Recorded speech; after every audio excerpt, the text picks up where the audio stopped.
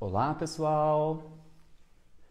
Olá, sejam muito bem-vindos à nossa live, onde nós vamos falar hoje sobre o comportamento, como nós mudamos o nosso comportamento quando nós falamos outro idioma. Eu fiz aqui um convite super especial com a psicóloga Ana, uma psicóloga que está morando na Irlanda, e ela é especialista em suporte, dar um suporte emocional, apoio emocional. Não é, Ana? Oi, tô aqui agora. Tô Seja vendo muito você. bem. Obrigada. Só conferindo, você tá me ouvindo bem? Tá dando para ver? Pessoal aí tá conseguindo ouvir? Legal? Sim, perfeitamente, Ana. Estou te vendo, estou te Ótimo. ouvindo. Seja muito bem-vinda. Obrigado por aceitar o Obrigada. convite. Eu que agradeço pelo convite, né? Acho muito legal a gente ter esse espaço, poder falar sobre esse tema que envolve os nossos dois mundos, né? Tanto da psicologia de imigração quanto de aprendizado de novo idioma.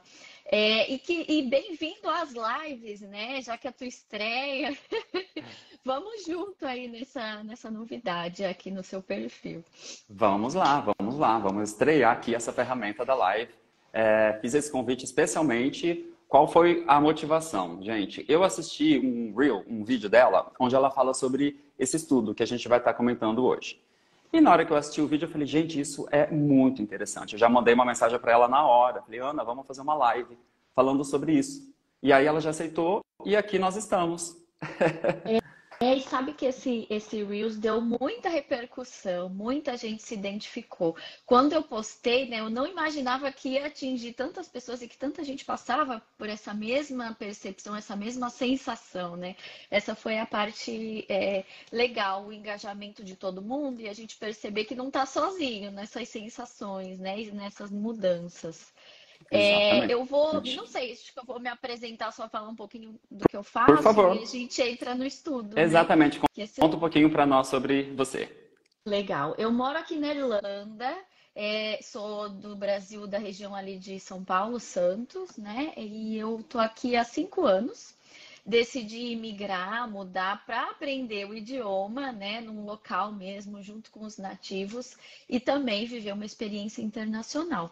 E aí, diante disso, acabei direcionando a minha profissão para atendimento de brasileiros morando no exterior, porque eu vejo uma necessidade muito grande. Existe uma demanda que até então eu nem sabia, mas foi vivendo essa experiência que eu acabei focando o meu trabalho nisso, né? Eu já trabalhava com psicologia há muitos anos, mas aqui foi direcionado para os brasileiros morando fora, brasileiros que também estão nessa fase de aprender idioma, de uma mudança de vida, né? Eu imagino que entre os seus alunos tenham pessoas até que moram fora do Brasil e estão nessa de aprender o idioma, né? Muito interessante, Ana. Depois que eu comecei a trabalhar com o Instagram, muitos seguidores eles vêm sendo brasileiros morando fora, precisando de ajuda com o inglês. E quando eu converso com eles ou quando eles se tornam meus alunos de fato, aí a gente consegue, né, ter uma troca de experiência e perceber realmente que são vários desafios. Você deixar o seu país e ter uma experiência internacional, deixando tudo para trás, né? Não só o local, mas família e amigos, e entrar numa cultura completamente diferente, num idioma diferente. Então, são vários desafios, a pressão emocional é bem intensa. Eu já tive as minhas experiências internacionais e posso garantir que Ah, legal. realmente são vários desafios que a gente tem quando está fora do país. No começo é tudo É. maravilhoso, a gente, não tenho nem tempo de sentir saudade. Aí vai passando os meses, a Aham. gente já começa a sentir tudo. Ah, legal que você viveu isso também, né? Tem propriedade para falar. E de fato, o que você fala, né? Brasileiros que estão fora, mas querem ajuda com o idioma, porque não basta mudar de país, mesmo quando você vem numa proposta de intercâmbio, às vezes precisa de uma ajuda extra, porque não é assim tão fácil. A gente vai vivendo os desafios, eu acho que vale muito a pena. Recomendo a todos que estão assistindo, mas ainda assim tem que lembrar que tem aí o lado desafiador e tem que ter bastante resiliência. Ou um acompanhamento também de profissionais da área, né? Com certeza, com certeza. Dependendo da experiência, é preciso ter uma ajuda mesmo, mais profissional. Eu digo até por Legal. experiência própria. Ah, bom que você viveu na pele, né? Sabe como que funciona. Exatamente, eu como psicóloga também, imigrante, sei exatamente quando os pacientes estão me falando questões, é porque eu também já passei por aquela situação muito parecida, então ajuda bastante. Perfeito, muito legal, Ana, muito bacana. Vamos começar então a falar sobre o estudo daquele E vídeo que eu fiquei assim sim, super interessado e curioso para entender um pouco melhor. então vamos ao vídeo, não sei se todos que estão assistindo viram, né, esse vídeo, mas basicamente eu falei de forma bem resumida e curta, porque é um vídeo de Reels, então tem que ser rápido. Eu tentei falar um pouquinho de um estudo que eu estava lendo, falando sobre as mudanças comportamentais, das pessoas que têm diferentes idiomas. Então, a impressão que dá é que a pessoa que fala outro idioma, ela tem dupla personalidade, multipersonalidade, mas não é bem assim, né? O pessoal ficou muito preocupado, falando: nossa, eu sou o fragmentado daquele filme, né, que tem multipersonalidades. Nossa, tenho duas personalidades, mas não é bem assim. Quando a gente fala desse tipo de estudos, a primeira coisa que a gente tem que ter em mente é que é com um determinado grupo, né? Um grupo de controle, é um número reduzido de pessoas. Então, não dá para a gente generalizar para todo mundo e nem afirmar, né, que é uma mudança de personalidade da pessoa. No entanto, as pessoas sentem-se diferentes quando estão falando diferentes idiomas. Esse estudo foi feito com indivíduos biculturais. Então, não só bilíngues ou poliglotas, mas biculturais, significando que eles ficaram inseridos e cresceram, se desenvolveram com influência de duas culturas diferentes. Um exemplo disso é brasileiros expatriados que constituem a família fora e casam com uma pessoa de outra cultura. Aí a criança, em geral, ela vai aprender ali junto, né?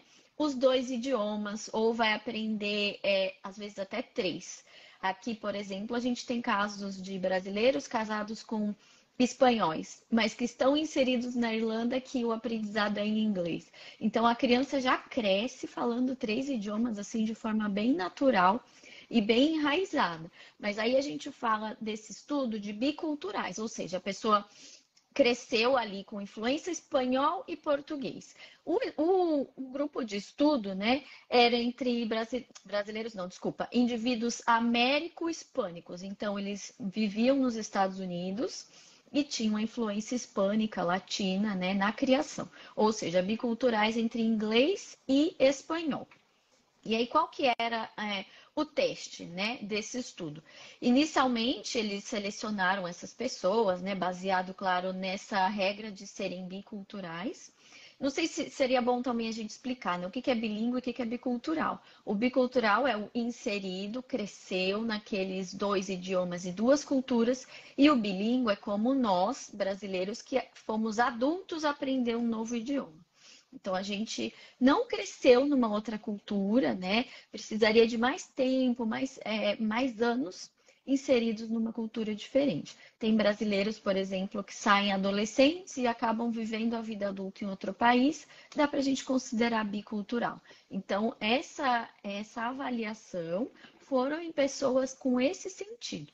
Então, por isso é bom. Pessoal aí bilíngue aprendendo inglês agora, calma, né? Não vai ter tanta influência assim na personalidade. Vocês vão sentir algumas diferenças, mas não vai ser tão grande quanto os que crescem mesmo. Então, né, nesse estudo foi pedido para esse grupo que avaliasse algumas, como eu posso falar, advertisement, né, algumas campanhas publicitárias no idioma nativo ali, o espanhol, e também em inglês. Então, nos dois idiomas, eles avaliaram essas campanhas, eles tinham que observar uma foto, é tudo hipotético, né? Não era nada, nenhuma campanha real. Eram campanhas hipotéticas, onde tinham mulheres exercendo algumas atividades. Por exemplo, uma mulher com uma roupa X, olhando o mar, fazendo tal coisa, uma outra mulher tomando café, uma outra mulher fazendo uma reunião de negócios. Então, esses indivíduos olhavam para esses anúncios, viam o que estava escrito e eles tinham que dar uma opinião. Então, eles tinham que dar uma opinião relacionada ao quanto eles achavam que aquelas mulheres das imagens eram independentes ou dependentes e muito relacionadas com a família, no caso, dependentes do outro, ou mulheres independentes e que têm mais autonomia. Então, eles tinham que colocar essa classificação. Essa mulher que você está vendo nessa foto, ela te representa, o que que ela te traz, né? Qual é a ideia que te traz olhar para essa mulher? Então, foi feito isso, os anúncios em línguas diferentes, e foi feito em 2 momentos. Então, primeiro, em uma língua, em espanhol, então a entrevista foi feita mais ou menos estruturada, um pouco livre, um pouco estruturada. Eles preencheram questionários e eles tinham onde era de alternativa e também de resposta livre. Isso, quando foi feito em espanhol, foi tudo feito em espanhol, todos os anúncios em espanhol e as respostas também. Aí, num outro momento, com uma diferença de meses entre um e outro, foi feito o mesmo teste, né? Entrevista semi-estruturada, questionário de alternativa e as mesmas imagens, porém com a outra língua, com outro idioma. E aí eles tinham que fazer a mesma coisa, dar a sua opinião em como eles enxergavam aquelas mulheres dos anúncios. E aí é que apareceram as diferenças. Quando, no fim das contas, assim, né, resumindo um pouquinho, eles avaliaram, colocaram nessa classificação mulheres dependentes ou independentes, quando estavam feitas dentro do idioma espanhol, que seriam a cultura mais original, embora eles tivessem crescido ali nos Estados Unidos, eles eram de família hispânica. Quando feito em espanhol, a percepção dessas mulheres dos anúncios é de que elas eram muito mais independentes e cheias de autonomia. E aí, quando feito em inglês, era justamente o contrário. Tiveram algumas respostas bem diferentes e tiveram algumas meio parecidas, mas quando eles fizeram essa análise, né, dos dados, a tendência foi essa. Então, quando numa língua nativa ali, ou que você tem mais proximidade, as mulheres eram vistas de uma forma e quando era na outra, vistas de outra forma. E o que isso significa? Claro que tem outras variáveis, mas um dos achados, né, das conclusões desse estudo foi que a percepção do outro e a percepção de si muda dependendo do idioma. E aí, além disso, né, nas entrevistas que eles tinham que responder, eles tinham que dizer como eles se sentiam, como eles se identificavam, né, que é uma avaliação pessoal, mas ainda assim eles apresentavam diferenças. Ah, eu me sinto assim, eu me sinto assado, conforme era feita em cada idioma. Então, em espanhol, as pessoas se sentiam talvez mais autoconfiantes, em inglês nem tanto, mas não só relacionado à autoconfiança.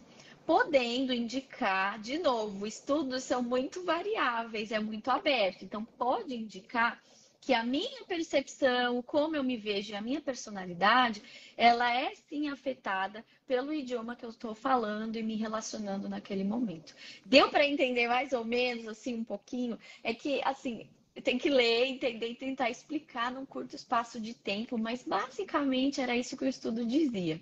Com certeza. Não, essa questão da percepção que nós temos de nós mesmos, a gente tem percepção diferente até mesmo no português. Por exemplo, eu tenho mania de ouvir todos os áudios que eu envio no WhatsApp depois que eu envio. Ah, acho que todo mundo faz Né? isso. Não sei, mas eu tenho, eu não resisto. Eu vou lá, multiplico lá 2 vezes mais rápido e ouço.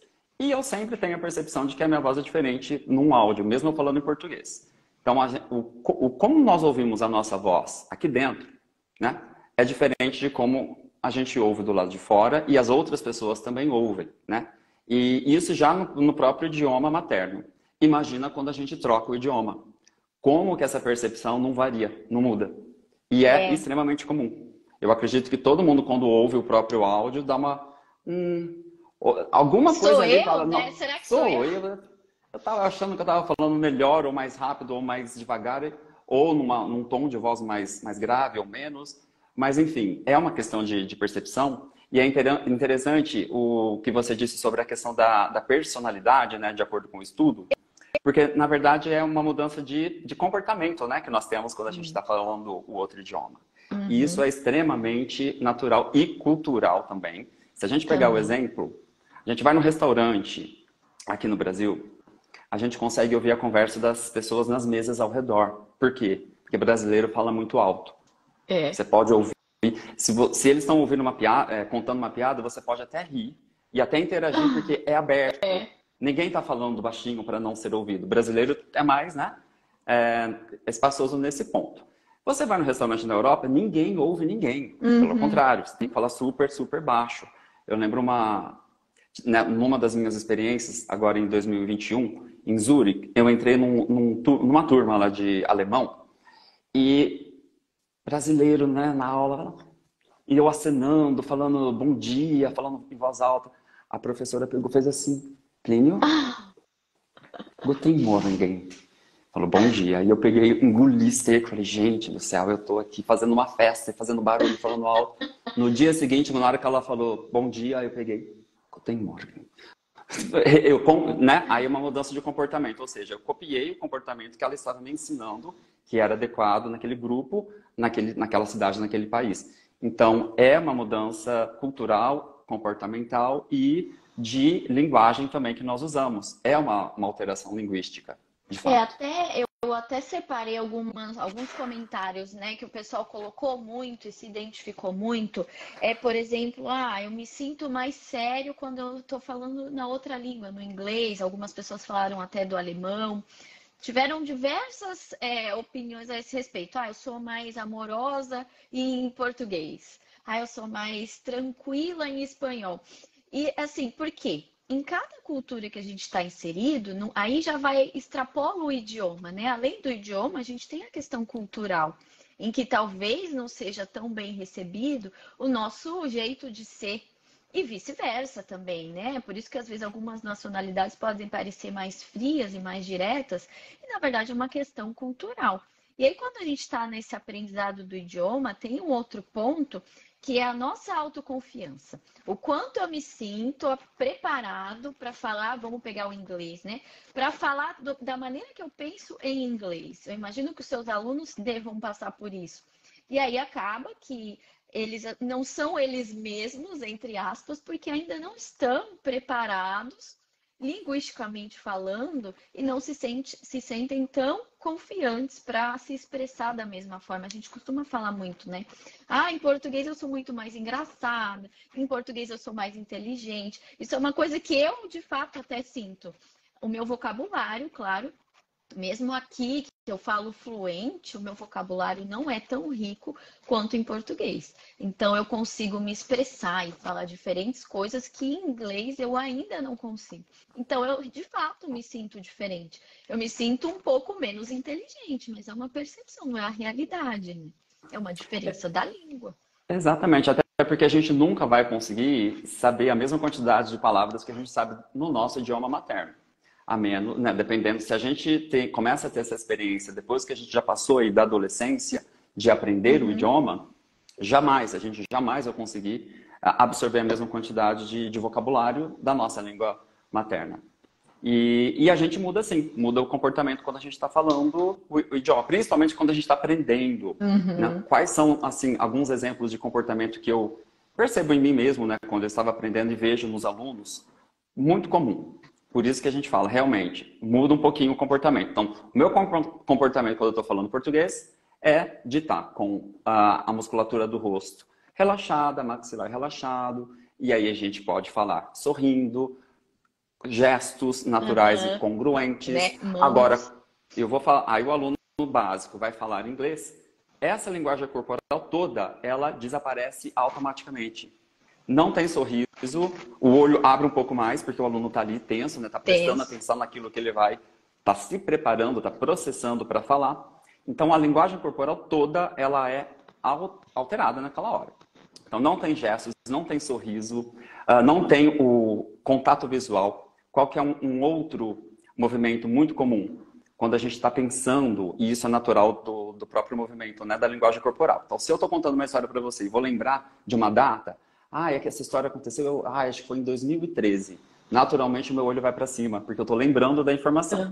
Então, essa é a primeira linguagem corporal que altera aí no comportamento. Os olhos vão para cima ou para os lados várias vezes, porque o aluno está processando a informação. E isso é natural.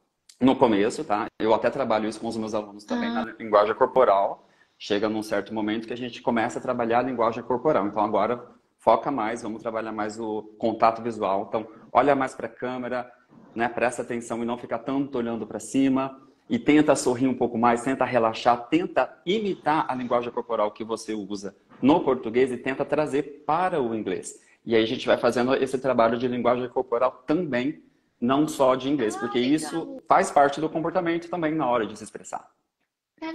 Legal você falar isso, eu nem sabia que era uma coisa que poderia também realmente ser trazida e trabalhada em aula, né? Porque de fato vai trazer uma naturalidade maior quando você consegue, né, utilizar ali seu corpo normalmente, sua linguagem corporal. E uma coisa também que acontece é a impulsividade, ela também é afetada, porque você para pensar na outra língua. Então você deixa de ser impulsivo e acaba refletindo em que você deixa um pouquinho de ser você mesmo, né? Você para pensar antes de agir, antes de falar. Então, às vezes, você sente vontade de falar algo, mas aí a impulsividade é bloqueada, porque você está ali processando, traduzindo, pensando o que eu vou falar, se está certo, se está errado. A gente passa por mais julgamentos internos quando está falando no outro idioma, porque você quer falar certo, então fica preocupado. E aí, quando é no nosso, a coisa sai mais naturalmente. Você é você mesmo, vamos dizer assim, né? Exatamente, exatamente. E aí a gente perde essa espontaneidade, o que é Uhum. absolutamente entendível o porquê. Outras mudanças de comportamento que eu consigo notar facilmente, quando o aluno está no nível mais básico, é o tom de voz. Ó, Total. né, o tom de voz, então ele vai falar, ele fala baixinho. Por quê? Porque ele tá, né, tá ali com medo de errar, tá com vergonha, então fala baixo. O tom de voz diminui bastante. Tá falando em português, fala bem mais alto, vai falar em inglês, fala bem mais baixo. Tom de voz, a entonação, essa variação de tom, no começo não Uhum. tem, né, fala tudo junto, tudo igual, no mesmo... uma coisa também interessante nos alunos homens, eu percebo que dependendo do aluno, isso acontece comigo. O tom de voz fica mais fino. Quando eu falo Ah, que português, interessante.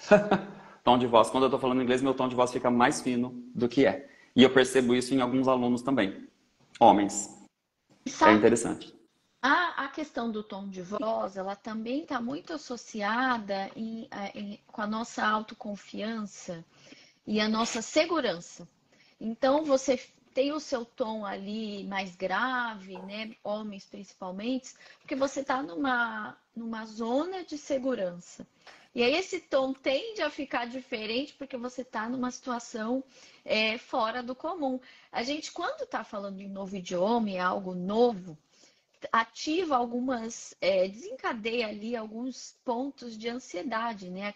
Aquela resposta de luta e fuga do ser humano, que a gente está em alerta.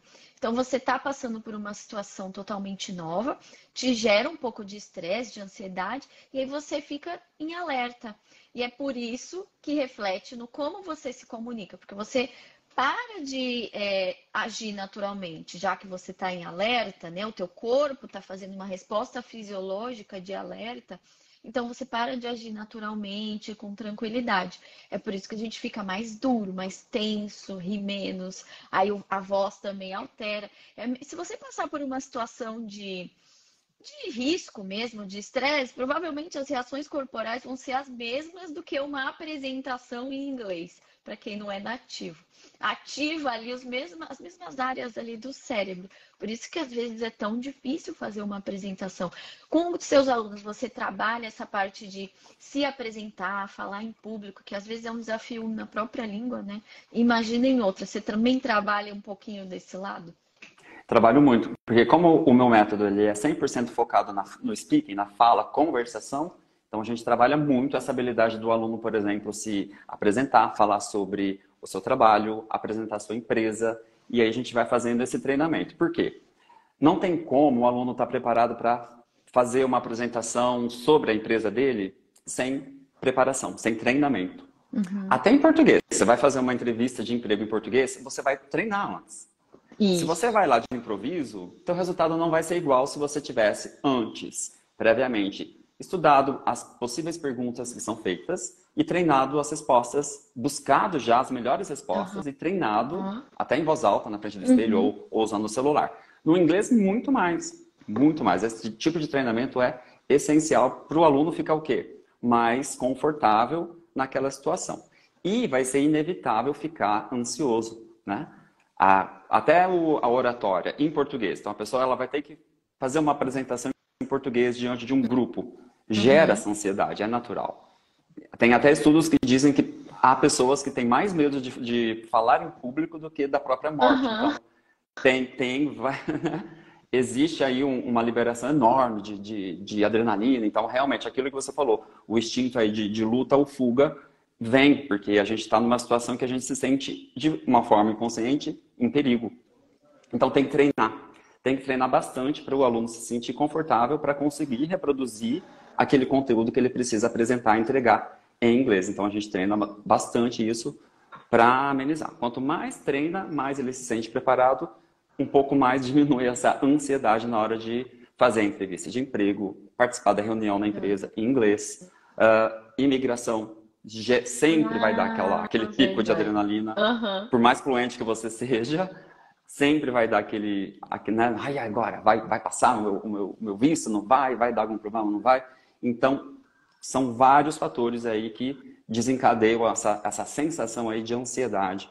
E aí a gente tem que lidar com a inteligência emocional mesmo, e o treinamento ajuda bastante a dar uma controlada aí nessas emoções. É por isso que a terapia, né, te ajuda bastante nesses pontos, né? Se você está passando por uma fase de desafio na sua empresa, ou que você quer apresentar, ou até passando por uma situação de vivência internacional. Porque aí a gente prepara, isso que você está falando de treinar, isso é feito também na psicologia. Né? Quanto mais a gente treina aquela habilidade, aquela situação, mais repertório emocional e psicológico a gente adquire e a gente vai melhorando aos poucos. Então, às vezes o paciente não quer ouvir isso, mas eu sempre trabalho que você só vai melhorar quando você enfrentar determinadas situações. Claro que a gente vai entender as origens dessas angústias, mas de forma geral, para melhorar, enfrenta, faz. Quanto mais você se colocar em exposição daquela situação que te gera ansiedade, aí tem muita coisa de apresentação em público e falar o idioma, para mim principalmente, com o que eu trabalho com pacientes aqui é exatamente isso. Intercambista e que já está aqui também, mas que se sente ainda muito inseguro para falar. E aí a gente trabalha com exposição. Uma coisa que eu gosto de fazer é pequenas atividades. O que essa semana a gente poderia fazer que vai te fazer praticar, treinar, né, essa exposição sem causar um grande estresse. E aí a gente vai passinho por passinho, trabalhando ali na terapia esses pontos. A pessoa tem que se expor para que ela aumente o repertório emocional para lidar com aquela situação. Então, uma coisa legal também que eu peço é faça uma apresentação e grave. Grava no celular, aí depois você para, assiste, você mesmo vai olhando o que você pode melhorar. Claro, né? Vão surgir os erros, a gente tem que aceitar que não vai ser perfeito, mas é legal se avaliar conforme você filma ou apresenta para alguém também. E aí, quando tem aula, melhor ainda, você vai apresentar para algum grupo, né? Perfeito, perfeito. Essa é a minha recomendação para todos os meus alunos. Fazer esse tipo de treinamento, ou na frente do espelho, ou usar o celular, para realmente assistir e ver. Nossa, o que eu quero melhorar de agora em diante, baseado nessa linguagem corporal, dessa forma como eu falei, né? Ajustar aqui o inglês, o que eu errei e corrigir, e melhorar o tom de voz e assim por diante, como uma autoanálise para melhora. E o ponto que você trouxe sobre exposição é essencial. Por exemplo, nos grupos de conversação, qual que é a habilidade principal para ser desenvolvida nos grupos de conversação? Não é somente a conversação em si, é a exposição. É a habilidade de ter a coragem de se expor na frente de um grupo de estranhos e falar inglês. Olha só, aposto que quem está ouvindo já dá até um frio na Já barriga. dá até Mas uma, é né? exato, Uma né? coisa no coração. Mas sem essa habilidade, o aluno não vai desenvolver a coragem de falar. E já tive vários alunos que falavam muito bem inglês, um inglês muito bonito, que fizeram viagens internacionais e na volta eu perguntava todo animado, e aí me conta como foi a sua experiência com o inglês? Ai, Plínio, eu não falei, eu não tive Ah, coragem, eu evitei ao máximo e fiquei quieto e falei só o mínimo necessário. Por quê? Porque falta desenvolver essa habilidade de se expor na frente de outras pessoas. Se a gente não praticar isso, a gente pode ter um inglês perfeito, lindo, Uhum. gramaticalmente correto, mas a gente está num grupo ali de networking, a gente não vai querer falar, a gente vai ficar só ouvindo e não vai interagir ativamente, só vai ficar ali naquela forma passiva. Então tem que exercitar a exposição, de fato. Pouco a É, pouco, para não fugir muito da zona de conforto e entrar numa zona de isso. trauma, mas tem que ir gradual, porque sem essa habilidade a gente não se expõe e não fala inglês com outras pessoas. E É, a nem gente outro idioma. trabalha isso na terapia mesmo, porque é importante a exposição e você se colocar nessas situações. Eu imagino, assim, o que acontece muito, eu vejo em consultório, imagino com alunos também, é de ter uma expectativa muito alta. Às vezes tem um inglês muito bom, mas a expectativa, ela tem uma régua tão alta que a pessoa não quer nem tentar, porque ela acha que ela precisa estar com o inglês perfeito, que ela não pode ter sotaque, que ela não pode cometer nenhum errinho. E quem já teve experiência internacional vê que o próprio nativo comete vários erros. E ok, né? Que nem nós mesmos, a gente fala tanta palavra assim cortada, né, adaptada, essa linguagem informal. Aí vai lá a gente brasileiro e quer falar super formal, bem corretamente, nem o nativo faz isso. É bom a gente alinhar essa régua da expectativa, diminuir um pouquinho ela, não se cobrar tanto, se permitir cometer pequenos erros e também entender que o nativo não é perfeito, né? Muito interessante esse exemplo, porque no momento, nesse momento do meu projeto, agora, Ana, eu estou trazendo professores nativos convidados para Hum. participarem do projeto. E os alunos, então assim, eu trago como se fosse material de listening. Então eu coloco lá, gravo uma conversação com esses nativos e trago para a aula para a gente trabalhar o listening. Aham. E é uma conversa natural, não é uma simulação. Então é um material real de uma Uhum. conversação real que aconteceu. Então não é aquela coisa, aquela simulação já pronta para dar uma aula. Então o que acontece? Os alunos, alguns alunos me questionam. Eu acho que ele está confuso ou eu acho que a conexão está falhando. Por quê? Eu faço uma pergunta, o professor vai pensar na resposta, vai processar e vai fazer esses vícios de linguagem, de linguagem corporal e de linguagem falada. Que nós temos, que é, por exemplo, boa pergunta, deixa eu pensar.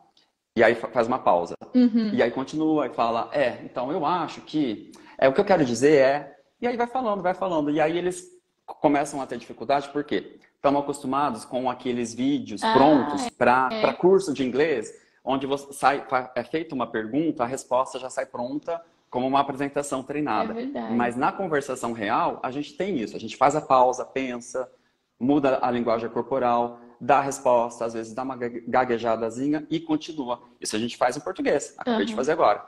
E aí eles acham que o nativo de outro idioma não vai fazer. Só que a gente tem já que treinar até o próprio entendimento, para o aluno não ter essa sensação de que a pessoa, que não está entendendo a pessoa. Porque a pessoa Ah, não está interessante. falando de uma vez só. Está fazendo pausas, pausando e falando e pensando e processando a informação. Isso é absolutamente natural. Os nativos também fazem. Todo mundo, nós somos nativos, né? Sim, Qualquer idioma é feito exatamente. isso. É, tem a naturalidade, né, característica de cada idioma, em que a gente aprendendo ele não tem como querer já se encaixar naquilo e tem que perceber essas diferenças, que é totalmente esperado e natural. Eu não Natural. sei como é que é dependendo do país, né, mas em geral, pelo que eu percebo, todos os países que eu já visitei, inclusive aqui na Irlanda, as pessoas são muito amigáveis. Elas conseguem, não posso generalizar, claro, Uhum. mas elas conseguem perceber que você está se desenvolvendo no idioma, está aprendendo, e elas têm muita paciência. Então, elas entendem, não é um problema ouvir, tentar ajudar. Não, claro, não sei todas as nacionalidades. Mas, em geral, as pessoas são receptivas com quem não fala o idioma, né? E quem está se esforçando. Eles esperam, eles entendem ali aquele errinho ou outro e conseguem entender e se comunicar. Tem nacionalidades que vão fazer esse esforço para tentar te entender e tentar falar até às vezes mais devagar. Aqui na Irlanda mesmo, se a gente está num grupo de pessoas e tem dois irlandeses, a velocidade de fala deles assim é muito rápida. A maioria de nós, mesmo falando, entender. fica ali, né? Pega uma palavrinha ou outra.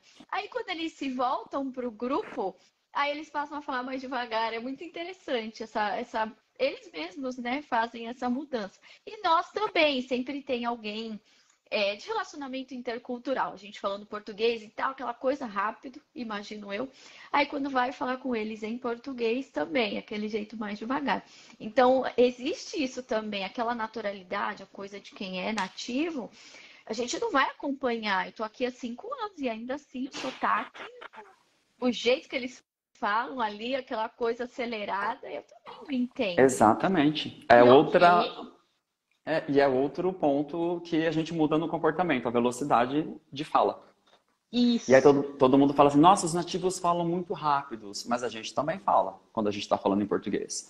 A gente Uhum. também vai usando as contrações e vai pulando palavras, às vezes pulando o plural das palavras, às vezes não usando a gramática corretamente, de uma forma mais informal e bem rápido. Todo mundo, todo mundo faz assim. Agora, quando a gente vai falar outro idioma, essa velocidade diminui. É lógico, obviamente. E também vão ter momentos que você pode não necessariamente entender exatamente todas as palavras, né? Principalmente no começo, a gente consegue entender o contexto, a comunicação ali que é o mais importante. Não é se eu entendi cada letra, cada palavrinha, o que que ele quis dizer. O que interessa é que a pessoa quis me falar alguma coisa e eu entendi. Mesmo que eu não tenha entendido palavra por palavra, porque às vezes foi muito rápido, ou é uma palavra nova. Então, isso também pode acontecer. A comunicação, o mais importante da comunicação é a gente entender e ser entendido, mesmo que cada palavrinha ali a gente não saiba o significado. Exatamente. Outro ponto é a nossa percepção da gramática em si, que altera bastante, obviamente. Então, é comum a gente trocar palavras, é comum o aluno trocar muito o he pelo she, Uhum. e aí você sabe que ele sabe, é lógico que ele já sabe que he é ele e she é ela. Só que é muito comum perceber a troca durante a conversação. E é natural. Então, a gente vai deixando rolar, vai sinalizando para o aluno para que ele mesmo consiga perceber. Então, chega no momento que ele mesmo consegue se corrigir. Quando ele chega no momento, nós, né, chegamos no momento, a gente falou alguma coisa errada e automaticamente depois já corrigiu, aí a gente está subindo de nível. E aí a gente está falando com mais naturalidade. É normal. Outro ponto são os vícios de linguagem que nós temos no português. Hum. Então, às vezes o aluno está falando em inglês e aí solta um né no final da frase em inglês. Né? Nossa, eu Então, falo muito, né? Muito. né, talvez seja o maior vício. Agora também a gente tem o tranquilo, né? Tudo Ah, no Brasil, tranquilo. tranquilo. Tudo bem, tranquilo. Como foi a viagem? Tranquilo. E o restaurante gostou? Tranquilo. Vício de linguagem, não para de falar tranquilo. E aí todo mundo pergunta, todos os alunos, como eu falo tranquilo em inglês? Tem. A gente usaria o ok, que seria um outro É. vício de linguagem do inglês, né? Como foi a viagem? Ok. Já que você quer dar essa ideia de tranquilo, tá assim, ali na média? Ok. E aí, gostou do filme? It was ok. Seria uma substituição aí do tranquilo, que a gente tá tão viciado em falar. Agora, já o né, quando o aluno tem o vício de linguagem do né e ele traz isso para o inglês e ele não consegue quebrar, aí eu trabalho a quebra desse vício Uhum. de linguagem. Então, eu já tive um aluno, por exemplo, que ele era viciado em falar né em português. Durante a aula, toda a frase que ele falava em inglês, ele terminava com né. Aí uma técnica que eu usei foi, tô com esse estojo aqui na época, antes da quarentena, face to face, ao vivo, né? Uhum. Presencial. Pegava as canetas e falava assim, vou te dar uma caneta a cada vez que você disser né nessa aula. E aí no final da aula a gente vai ver quantas canetas você ganhou. Aí no final da aula, teve uma aula que ele ganhou 7 canetas. E ele falou, Plínio, eu jamais iria ter essa percepção de que eu fico falando do né no meio do inglês. Então, obrigado aí por me sinalizar. E aí a gente começou o processo de trabalhar isso. E aí eu recomendei para ele, você vai, pela minha recomendação, parar de usar o né em português, para quando você falar inglês, você Isso. não vai estar mais viciado no né.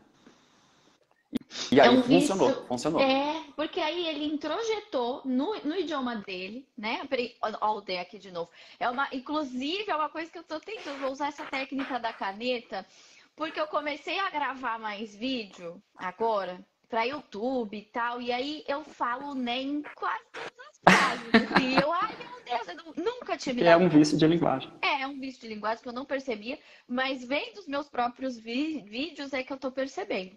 Mas aí ele introjetou uma forma melhor, é introjetar no seu idioma, melhorar aquele vício, e aí você vai passar automaticamente para o inglês. Por isso que é tão difícil. A construção também nossa de palavra, de frase, a forma que a gente monta as expressões, isso tudo impacta na hora de traduzir, né? E de entender que não é traduzir literal. No começo é muito assim de querer encontrar palavras que representem e que traduzam a mesma coisa, mas às vezes não tem naquele idioma algumas expressões e coisas que a gente faz que não tem o que substituir porque nem existe aquilo, né? É, Tem uma coisa exatamente. interessante em inglês, é o do, que eles usam no final ali de frase.